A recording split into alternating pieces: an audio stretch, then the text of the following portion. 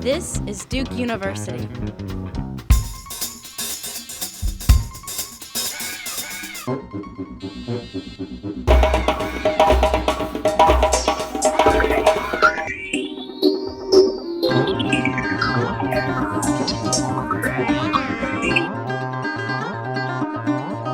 Why is it that some international courts and judges tend to borrow extensively from other international courts or from domestic constitutional courts, whereas other judges, international courts, do not and stick to the jurisprudence of their own tribunal?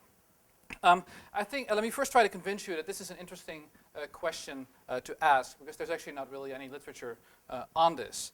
And I think it's interesting for three big reasons.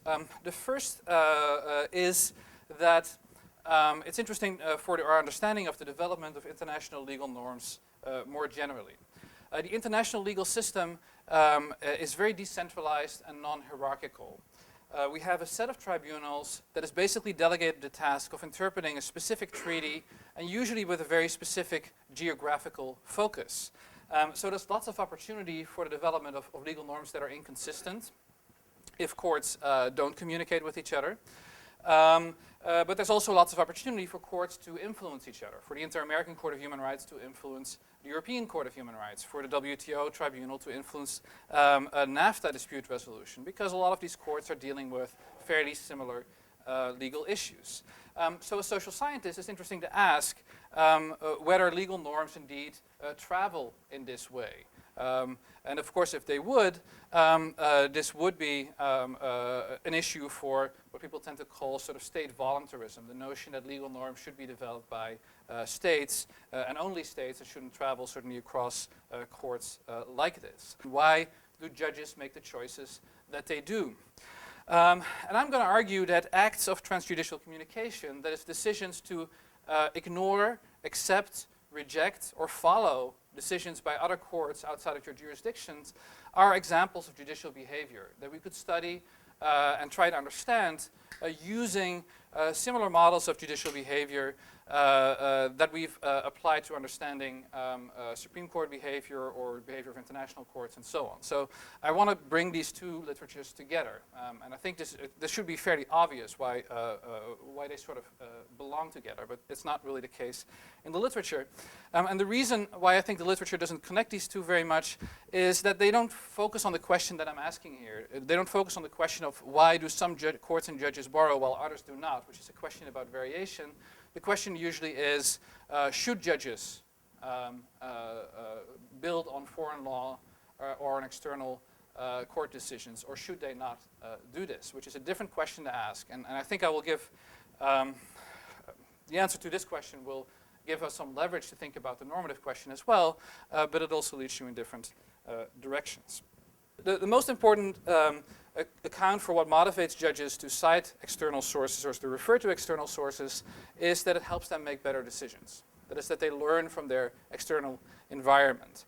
As Anne-Marie Slaughter puts it, for these judges looking abroad, simply helps them to do a better job at home in the sense that they can approach a particular problem more creatively or with greater insight. Provides a broader range of ideas and experience that makes for better, more reflective opinions, and that this is the most frequent rationale advanced by judges regarding the virtues of looking abroad. Now that's certainly something that I also encountered in reading through usages of external sources on international courts, a desire to reach a better decision, to learn from how other courts have solved a problem, and so on.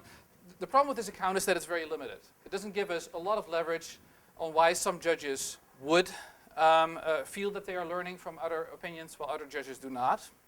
Right? Unless we say, well, smarter judges look abroad, well, the stupider judges do not. But as Stephen Krasner put it, like, stupidity is not necessarily the most interesting analytic category. So it doesn't give us much leverage on that question. It might give us a little bit of leverage on the question of variation across courts, but also not that much. It would probably say that you look for high-quality decisions, or the presence of courts that have a reputation for quality, and that deal with similar legal issues. But that really doesn't get you very far in trying to explain sort of the amazing variation that does exist. So there are some inherent limitations to just looking at learning as a motivation for citing foreign sources. And I'm not denying that it's not an important motivation, but it's not one that does a very good job in explaining a variation. A second account that you see a lot in the US context, and that might also be relevant abroad, is the role of ideology. Robert Bork wrote this in a book on the use of foreign sources, that perhaps it is significant that the justices who borrow are from the liberal wing of the court. This trend is not surprising, given liberalism's tendency to search for the universal and to denigrate the particular. Now, this is not a deterministic relationship. There's examples of more conservative judges who've relied on external sources.